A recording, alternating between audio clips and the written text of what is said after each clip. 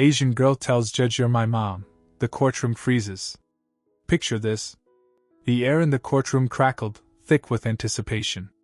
Not the hushed, reverent silence one might expect, but a low, buzzing hum of speculation. Every seat was filled, reporters perched like vultures in the gallery, their cameras glinting under the harsh fluorescent lights. This wasn't just any adoption case. It was a landmark, a test of international law, and a media circus rolled into one.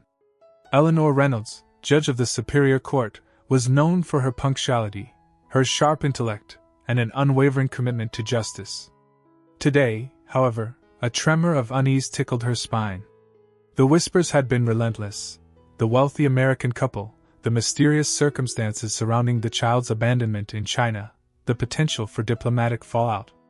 Eleanor had pored over the case files, trying to separate fact from speculation, hoping to find a clear path forward. She swept into the room, her black robes billowing slightly, a practiced mask of composure firmly in place. The murmuring ceased. All eyes turned to her as she ascended the bench, the weight of their expectations pressing down. She gave a curt nod to the bailiff, who rapped the gavel sharply, the sound echoing through the suddenly silent room. "All rise," he bellowed. Eleanor settled into her seat, adjusting her glasses. She surveyed the courtroom, her gaze lingering for a moment on the small figure seated beside Mr. and Mrs. Abernathy. A little girl, no older than 6, with bright, intelligent eyes and a nervous fidgeting that betrayed her outward calm. She clutched a plush panda bear almost as big as herself. "Please be seated," Eleanor announced, her voice clear and authoritative. The lawyers launched into their opening statements, a tedious dance of legal jargon and carefully constructed arguments. Eleanor listened intently, her mind sifting through the information, searching for the truth hidden beneath layers of legal maneuvering. The Abernathy's, she noted, sat stiffly, their smiles strained. They seemed more concerned with appearances than with the well-being of the child they hoped to adopt. May, the little girl, seemed oblivious to the legal proceedings. She stroked the soft fur of her panda, her eyes darting around the room, taking in every detail, the somber faces, the gleaming wood of the benches, the intricate carvings on the courtroom walls. Her small hand tightened around the panda's neck. Eleanor called a brief recess, needing a moment to collect her thoughts. As she prepared to rise, a small voice pierced the hum of conversation. "Excuse me?" Eleanor looked down. May was standing, her eyes wide and earnest, her grip tight on the panda. The courtroom fell silent once more, all eyes fixed on the little girl. "Yes, dear?" Eleanor asked gently, a flicker of curiosity replacing her earlier unease. May took a deep breath, her small chest rising and falling rapidly. The panda wobbled precariously in her arms. I want to say something," she stammered, her voice barely audible. "You are welcome to speak, May," Eleanor said, leaning forward slightly. "But please speak clearly, so everyone can hear." May swallowed hard, her gaze fixed on Eleanor. Her eyes, usually so bright, now shimmered with unshed tears. She took another deep breath, and then, in a voice that echoed through the silent courtroom, she declared, "You're my mom!" A collective gasp swept through the room.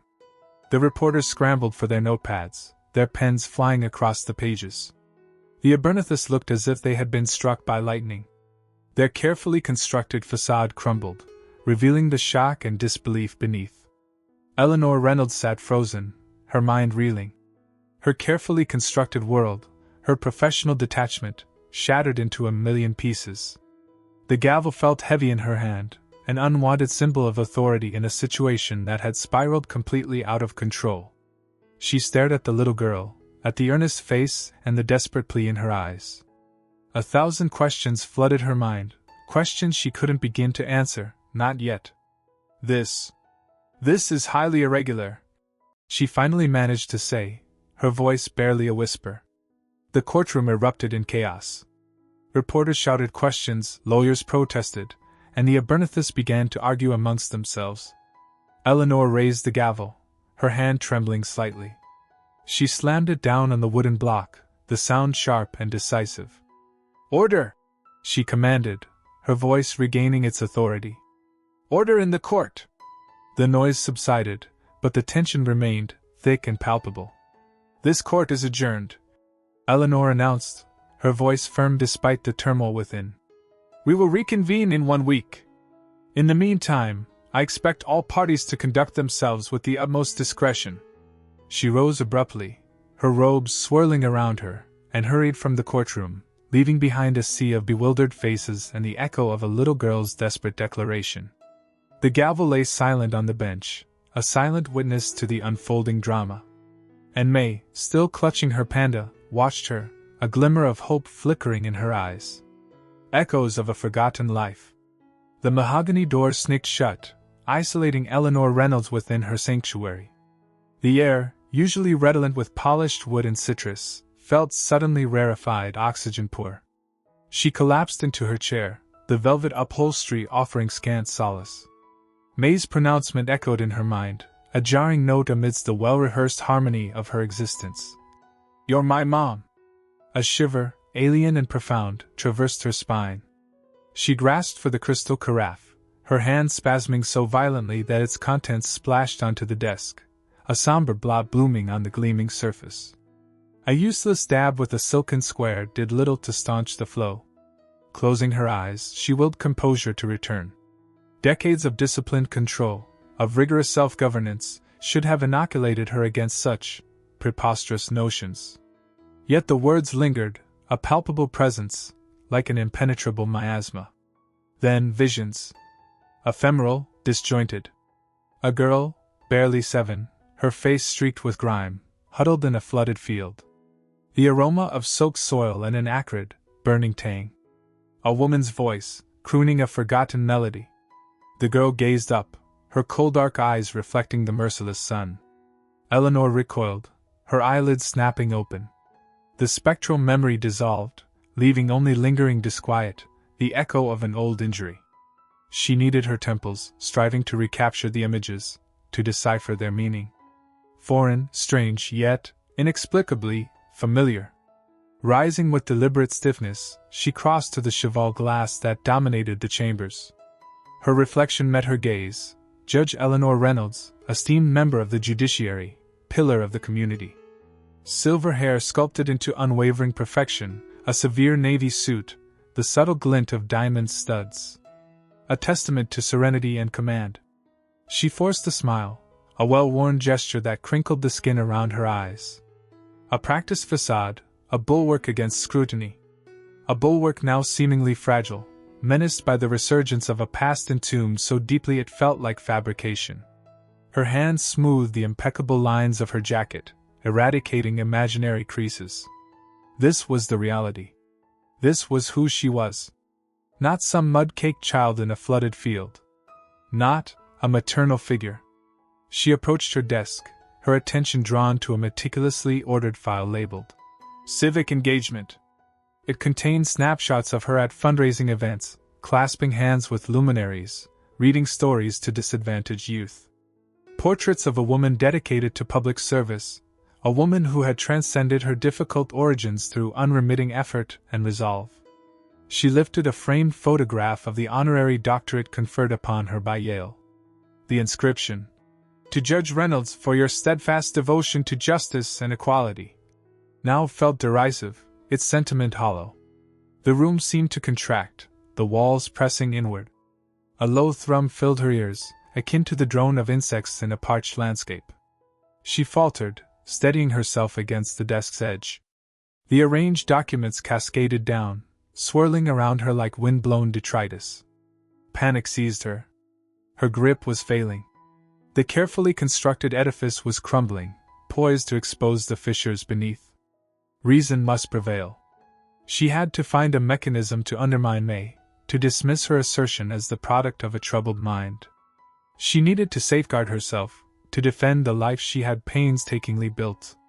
But as she beheld the scattered papers, the chronicles of a life she had orchestrated with such precision, a frigid premonition insinuated itself. What if it wasn't an artifice? What if, somehow, the past had returned to exact its due? The thrum deepened, evolving into a cacophony of voices, intoning in a tongue she didn't recognize yet resonated with the very marrow of her bones. The odor of damp earth permeated the atmosphere, mingled with the perfume of jasmine and a sharper scent, metallic and keen, like freshly spilled blood. Eleanor Reynolds sealed her eyes, and for the first time in decades, she yielded to the weight of a forfeited life. The journalist's instinct. The courtroom erupted, a discordant symphony of whispers and gasps. Sarah Chin, wedged between a sweating sketch artist and a live-streaming blogger, felt a surge of adrenaline. May's accusation, hanging heavy in the air like a suspended sword, reverberated beyond mere news. It was a jagged wound. While all eyes fixed on the immediate fallout, the judge's stunned silence, the adoptive parent's anguish, the child's silent tears, Sarah's journalistic sixth sense, honed during years navigating the city's murky depths, signaled a deeper story. She observed Judge Reynolds, whose composure had crumbled into stark incredulity, call for a recess. The bailiff's sharp commands barely stemmed the tide of conjecture. Sarah's pen danced across her notepad, capturing faces etched with shock and the palpable tension. This wasn't just a heartwarming narrative gone awry. It reeked of something sinister, something intricately woven. Back at the Metropolitan Times, the switchboard was overwhelmed. Her editor, the seasoned Mr. Davies, beckoned her into his cramped, perpetually disheveled office, redolent with stale coffee and old newsprint. "Chin, spill it," he rasped, never one for pleasantries. "This Reynolds thing is blowing up the internet." "It's more than just a custody dispute, Mr. Davies," Sarah asserted, spreading her notes. May's outburst, it felt practiced, almost desperate. And Reynolds' reaction, it wasn't simple surprise, it was bordering on fright. Davies leaned back, his chair emitting a mournful groan. "Fright? You're reading too much into this, Sarah. It's a delicate situation." "Perhaps," she conceded. "But something feels off. I want to scrutinize Reynolds' past, her judicial history, her private affairs. And I need to uncover everything about May, her time in foster care, her background before the adoption." Davies pondered, tapping a pen against his teeth, a rhythmic percussion. "All right, Chin. Proceed with caution. Reynolds wields considerable influence. Don't go stirring up trouble where you're not wanted." Sarah initiated her investigation with the official account. Judge Eleanor Reynolds was portrayed as an upstanding citizen, a vocal advocate for children, a legal virtuoso. Prestigious education, extensive pro bono work, and unblemished reputation. Yet it all felt contrived. Sarah cross-referenced the biography with archived articles, court records, even social media profiles. Minor inconsistencies surfaced. An unexplained gap year after university. An unusually swift ascent through the ranks of the DA's office. Then, she stumbled upon it, a brief article in a provincial newspaper detailing a juvenile case Reynolds had overseen early in her career. A case concerning a child with a background strikingly similar to May's. The piece was vague, but it alluded to a possible conflict of interest, a potential ethical violation. Propelled by this revelation, Sarah redirected her efforts towards May. The adoption agency clammed up, citing confidentiality. But Sarah knew how to circumvent roadblocks. She located the foster parents, the Harrisons, residing in a modest dwelling in a tranquil suburb. The house was orderly, the lawn perfectly trimmed, but a disquieting sensation washed over Sarah as she approached. Mrs. Harrison opened the door, her eyes swollen and bloodshot. "I'm sorry we can't discuss May," she stammered, her voice fragile. "The agency, they instructed us not to." "Mrs. Harrison, I understand," Sarah soothed. "But May needs assistance. Something is amiss. Anything you can share, regardless of how insignificant it seems, could make a difference." Mrs. Harrison hesitated, casting a nervous glance over her shoulder. She's always been a quiet child. But recently, she's been plagued by nightmares. Crying out for someone named Eleanor. The journalist's instinct, that persistent, nagging voice, grew louder. Eleanor. Judge Reynolds' given name. The fragments, like jagged pieces of a puzzle, began to cut deep. Whispers in Chinatown. The air in Chinatown hung thick with the scent of dried fish and ginger, a stark contrast to the sterile hospital corridors Sarah had haunted for weeks. She clutched May's worn Panda, its fur matted from years of being loved, a silent passport into this tight-knit community. Her Chinese was rusty, gleaned from childhood visits with her grandmother, but enough to ask simple questions. She started with the herbalists, their shops smelling of earth and secrets.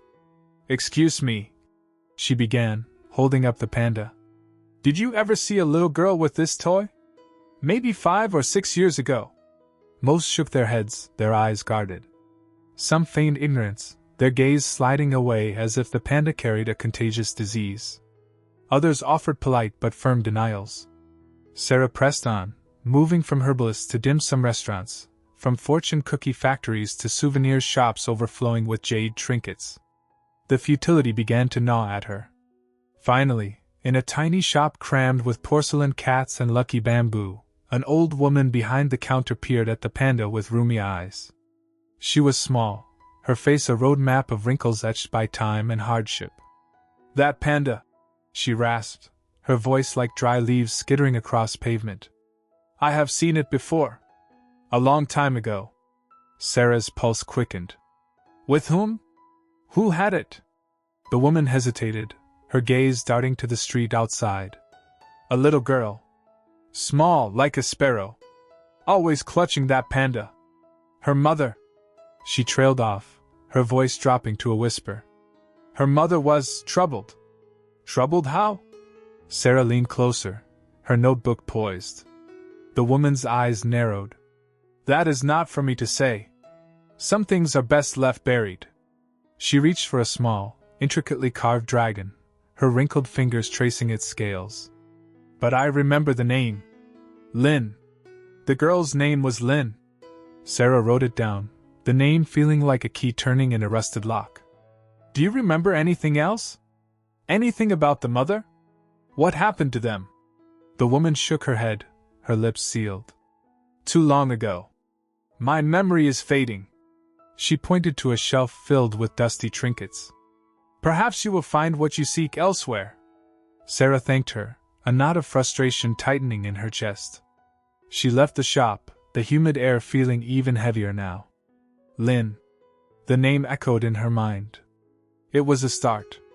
She spent the afternoon at the local historical society, sifting through old immigration records, her eyes burning from the endless columns of names and dates.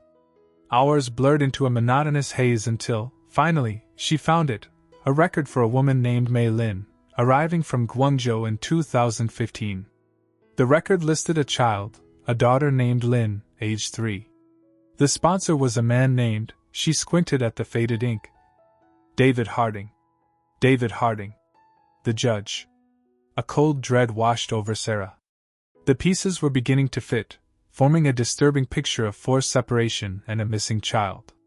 The adoption, the judge's secrecy, May's desperate plea, it all pointed to a deliberate act, a carefully orchestrated deception. As dusk settled over Chinatown, casting long shadows that danced with the neon signs, Sarah found herself standing before a traditional paper lantern shop. The owner, a young man with kind eyes, was sweeping the sidewalk. He saw her looking at the lanterns, and he smiled. "Beautiful, aren't they? Each one tells a story." Sarah stared at the intricate designs, images of dragons and phoenixes swirling in the soft glow. She thought of May, torn from her child, her voice lost in the sterile confines of the courtroom. And she thought of Lynn, wherever she was, her own story yet to be told. "Some stories," Sarah said quietly, "are much darker than they appear." She knew, with a chilling certainty, that she was only just beginning to scratch the surface. Confrontations and confusions. The heavy oak door sighed shut behind May, isolating her with Judge Reynolds in the chamber's echoing quiet. Sunlight, fracturing through towering windows, painted the air with dancing dust, lending the room an atmosphere both majestic and intensely intimate. Reynolds, seemingly diminished without the weight of her judicial robes, indicated a deeply cushioned armchair. "Please, May, have a seat." May perched nervously, hands knotted in her lap. The air throbbed with unspoken inquiry, a tangible pressure that rasped at her throat. "I imagine this is unsettling," Reynolds began, her tone gentler than May remembered. "Your statement in court. It demands clarification." May swallowed hard. How to articulate something she herself barely comprehended? I don't know. It just spilled out." "What prompted it, May? What can you recall?" Reynolds leaned forward, her gaze searching yet gentle. May squeezed her eyes shut, groping for purchase in the fog of her recollections. Fleeting impressions surfaced, a woman's tender caress, a wordless melody hummed in an unfamiliar tongue, the fragrance of jasmine mingling with another, something grounding, almost sweet. She smelled of the earth," May whispered, her voice catching. "Like damp soil after rain. And always jasmine. She reeked of jasmine." She tightened her eyes, struggling to hold on to the fading impressions. "She crooned a song, but the words elude me." The memories were elusive as smoke, beautiful yet just beyond reach. Reynolds observed her, her expression an inscrutable mask. "Earth and jasmine," she murmured more to herself than May. Later, ensconced in the familiar, if slightly cramped, living room of the Davisons' home, the rich scent of pot roast permeated the air, a comforting aroma that failed to quell May's inner turmoil. "Honey, you've hardly touched a bite," Mrs. Davison observed, her brow creasing with worry. "Are you feeling unwell?" Mr. Davison cleared his throat, his gaze fixed sternly on May. "We need to discuss what transpired today, May." "At the courthouse." May's stomach clenched. She'd anticipated this reckoning. "I told you, I don't understand why I said it." "But you did say it," Mr. Davison pressed, his voice edged with suspicion. "This Judge Reynolds, you've never encountered her previously, have you?" "No. I swear it." May's tone sharpened with defiance. "Then why, May? What drove you to say those things?" Mrs. Davison's voice trembled with apprehension. "Are you fabricating? Are you inventing stories?" A wave of anger and helplessness washed over May. They doubted her. Always. They viewed her as a problem, a burden they'd reluctantly taken on. "I'm not lying!" she cried, shoving her plate away. The ensuing silence was heavy, suffocating. Mrs. Davison sighed, running a weary hand through her already disheveled hair. "May, we're merely concerned. This entire affair is peculiar." That night, Reynolds sat solitary in her book-lined study, the crisp scent of aged paper and furniture polish filling the stillness. She attempted to focus on the legal documents piled high on her desk, but the words swam before her. A fleeting vision erupted, a sunlit meadow, the air saturated with the scent of jasmine, a child's laughter echoing distantly. She gasped, gripping the edge of her desk as a searing pain pierced her skull. This time, the image was sharper, more vibrant. She saw herself, younger, lighter, cradling a child. The child's features were blurred, yet she knew, with a bone-deep certainty, that it was May. The pain intensified, blurring the edges of reality. The aroma of jasmine overwhelmed her senses, almost choking her. She clenched her eyes shut, willing the hallucination to cease, begging for the pain to subside. When she finally dared to open her eyes, the study was silent save for her own ragged breath. The legal briefs lay scattered, forgotten. The phantom scent of jasmine lingered, a haunting echo of a past she couldn't quite grasp, a past intrinsically linked to the girl who had addressed her as Mom. The photograph and the truth. Sarah Chin, clutching May's worn Panda, navigated the crowded sidewalks of Chinatown. The air thrummed with the scent of roasting duck and the cacophony of hawkers vying for attention. She'd been told by a source, a whisper in the newsroom, that a woman named Mrs. Wong, a fixture in the community for decades, might know something about Lin. Mrs. Wong's shop was a dusty haven overflowing with porcelain figurines, jade pendants, and bundles of dried herbs. The bell above the door jingled as Sarah entered, the sound swallowed by the general din of the street. An elderly woman with eyes as sharp as jade beads emerged from behind a towering stack of teapots. Her wrinkled face was a roadmap of stories, etched deep by time and experience. "Can I help you, miss?" Mrs. Wong's voice was surprisingly strong, laced with a thick Cantonese accent. Sarah hesitated, then held out the Panda. I'm looking for information about Lin. This belonged to her daughter. Mrs. Wang's gaze sharpened. She peered at the Panda, her fingers, gnarled with age, gently tracing the faded fabric. A flicker of recognition sparked in her eyes. Ah, Xiao Xiong. Little bear. Many years since I see this. Sarah's pulse quickened. You know it? Lin made it, Mrs. Wang said, her voice softening. A long time ago. Before everything changed. She gestured for Sarah to sit at a small table cluttered with calligraphy brushes and ink stones. The story unfolded slowly, like a silk scroll unfurling. Lin had been a bright, hopeful young woman who worked at the local bakery. She'd fallen in love with an American businessman, a whirlwind romance that quickly soured when he revealed he was already married. When Lin became pregnant, he offered her money to disappear, to have an abortion. Lin refused. She was a fighter, Mrs. Wang said, her voice filled with a quiet pride. She loved that baby more than anything. The businessman, determined to avoid a scandal, used his considerable wealth and influence. He threatened Lin, intimidated her friends, and eventually, he took the baby. He had connections, Mrs. Wang explained, her voice trembling slightly. He made it look like she abandoned the child. Said she was unfit. A judge, a very powerful judge, he sided with the father. Sarah felt a cold dread creep into her heart. This story was far more twisted than she had imagined. Where did the baby go? Mrs. Wang shook her head sadly. Lin never knew. She searched for years, but he covered his tracks well. It broke her spirit. Sarah pulled out her phone, showing Mrs. Wang a picture of May. Does she look like Lin? Mrs. Wang studied the photo for a long moment, her brow furrowed. The eyes, yes, the eyes are Lin's. And the curve of her mouth. She got up slowly and went to the back of the shop. Sarah heard her rummaging through old boxes. She returned, her hands trembling, holding a faded photograph. It was a black and white snapshot, its edges frayed with age. A young woman, her face radiant with joy, held a baby wrapped in a blanket. It was Lin. And in the baby's face, even blurred and indistinct, Sarah saw a haunting resemblance to May. The same upturned nose, the same determined chin.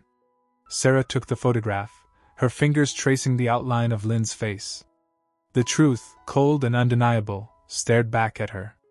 The woman in the courtroom, the one the judge had refused to acknowledge, was not a stranger. She was May's mother. And the judge, the seemingly impartial arbiter of justice, was complicit in a decades-old lie. The air in the shop felt thick, suffocating. Sarah knew she had stumbled upon something explosive, something that could shatter lives and shake the foundations of the city's legal system. The weight of the story settled heavily on her shoulders. She had a photograph and a truth, but she also had a formidable enemy. The brink of exposure. The glow of the laptop screen painted Sarah's face in shades of blue and white. Each keystroke was a hammer blow against the gilded cage of Judge Eleanor Reynolds.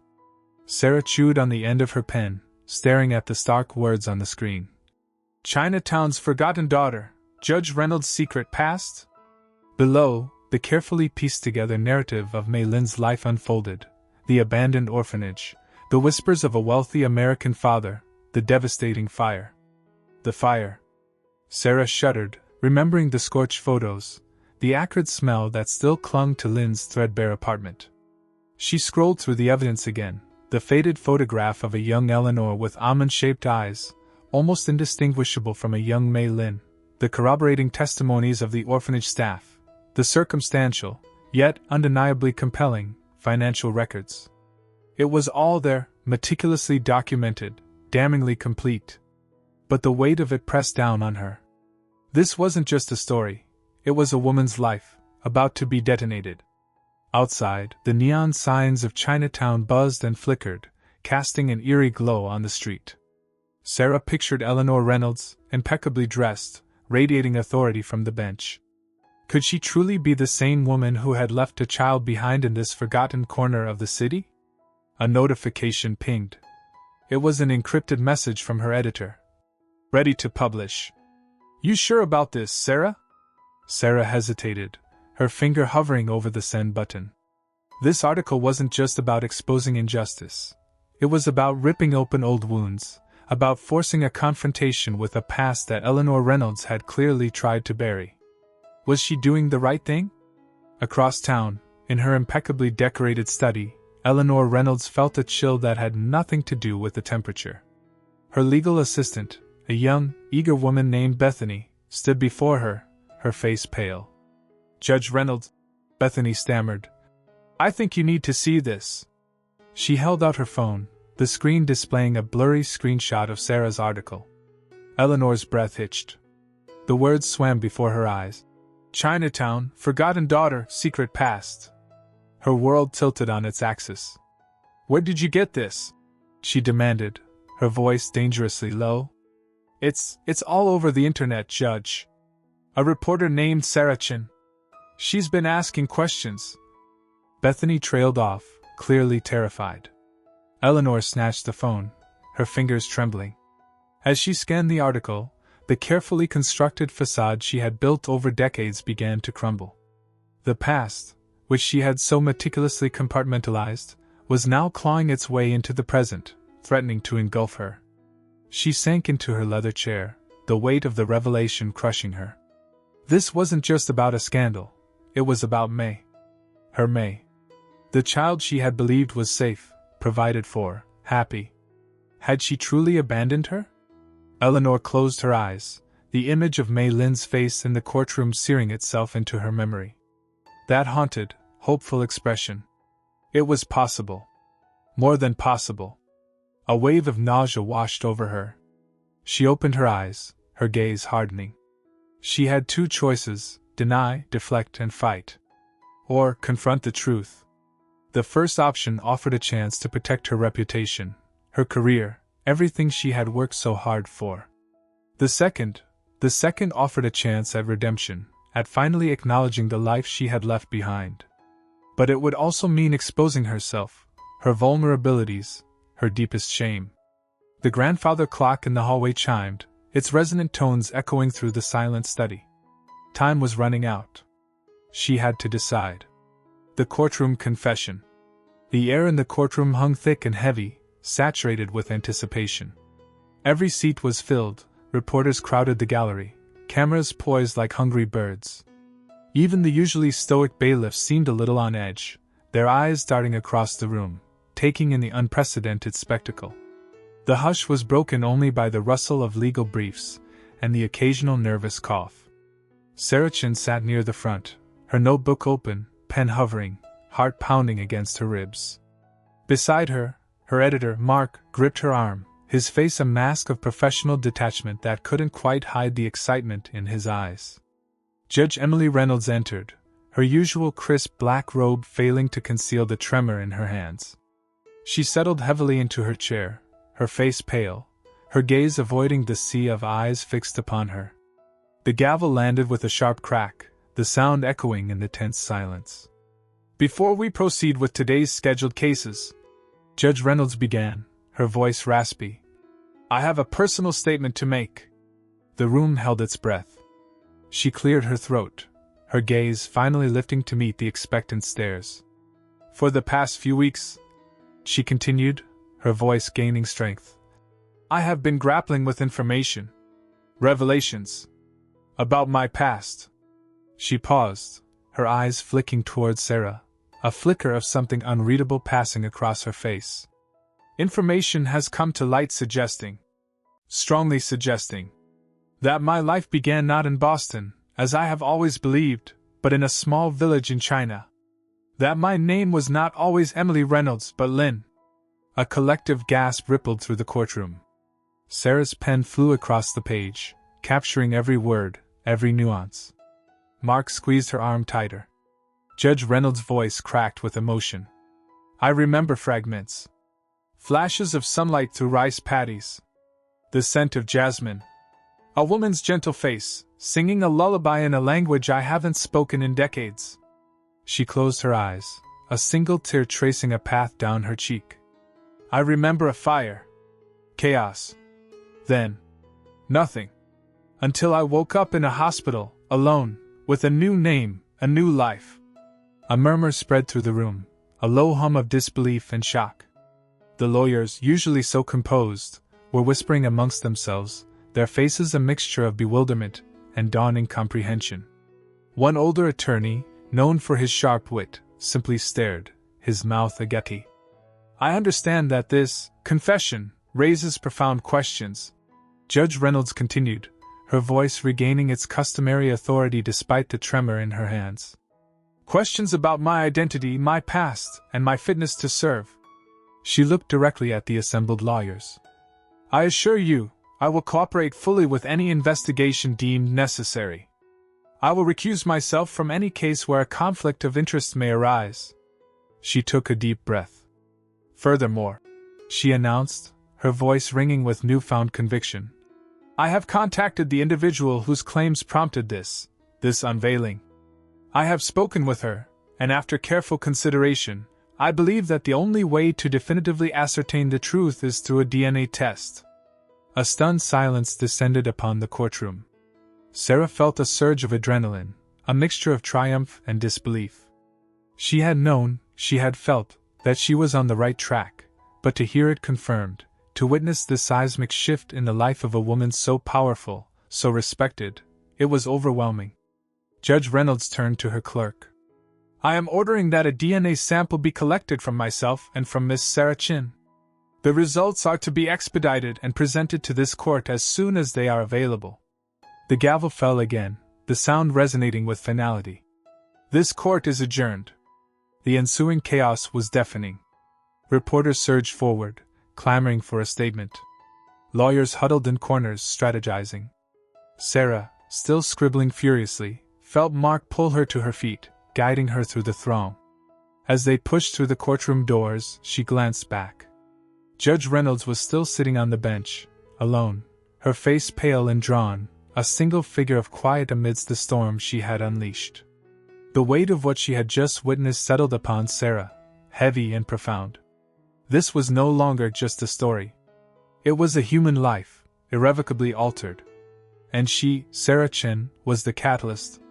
Finding Lin, finding home. Sarah Chen's fingers tightened around the crisp envelope, its stark white a sharp contrast to her damp skin. Across from her, Eleanor Reynolds, or rather, the woman who had always been Eleanor, perched stiffly on her floral armchair, the chintz pattern a cheerful dissonance against the muted anxiety radiating from her. Beside her, May worried a plush panda, its glassy eyes reflecting the soft light. Well? Eleanor's voice, usually a commanding instrument, was a threadbare whisper. Sarah inhaled, the clinical tang of the lab report prickling her nose. She tore the seal. The DNA confirms it. Biological match. A sharp intake of breath echoed in the room. May's eyes grew wide as she clutched the panda tighter. Eleanor's face, a mask of control for decades, remained intact, yet a subtle tremor betrayed her inner turmoil. 100% probability. Sarah read on. Eleanor Reynolds is May's mother. Silence descended, thick and heavy, broken only by the muted city sounds drifting in from beyond the window. Then, with a deliberate slowness that spoke volumes, Eleanor rose. She crossed to May and knelt, her gaze searching the child's face. May, she began, her voice thick with unshed tears. This changes everything, doesn't it? May reached out, a tentative hand brushing Eleanor's cheek. Does this mean you're my Lin? The simple question hung suspended, a fulcrum on which their future balanced. Eleanor closed her eyes, drew a steadying breath, and when she opened them, a transformation flickered across her features. The judge's steely resolve softened, yielding to a long-dormant tenderness. Yes, May, she affirmed, her voice gaining strength, imbued with newfound resolve. I am your Lin. The carefully constructed facade crumbled. Tears coursed down Eleanor's face as she enveloped May in a fierce embrace.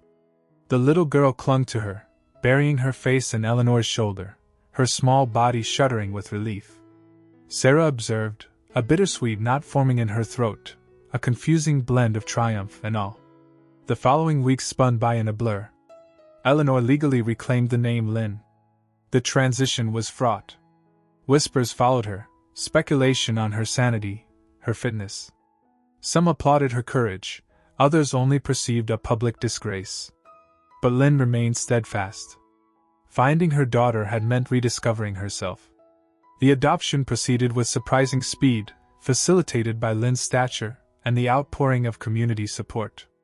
On the final day, Lynn and May stood before the presiding judge, not in a cold courtroom, but a bright, intimate office adorned with vibrant flowers and balloons. "It is with immense pleasure," the judge declared, her smile radiating warmth, "that I pronounce May officially the daughter of Lynn." As Lynn signed, a tidal wave of emotion surged through her, elation, relief, and an overwhelming sense of accountability. She looked at May, her daughter, her sanctuary. The panda sat precariously on May's lap, its stitched grin a silent observer. But Lynn's path was far from over. Empowered by her story, she possessed a platform, a voice. She understood intimately the devastating impact of family separation, the deep wounds it inflicted on children. She began advocating for legislative reforms, sharing her personal experience to generate change and providing solace to other fragmented families. She established a foundation dedicated to family reunification, offering legal aid, emotional support, and practical resources to those yearning to reconnect with lost relatives.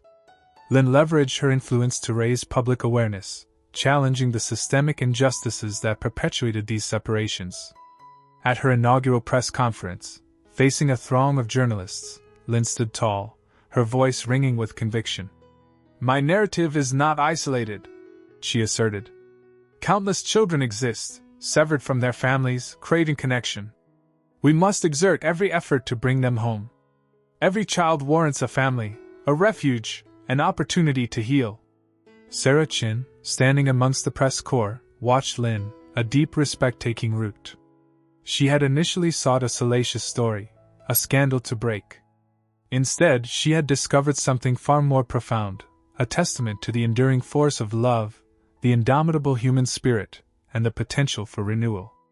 Lynn, once Eleanor, had not only discovered her daughter but also her true calling.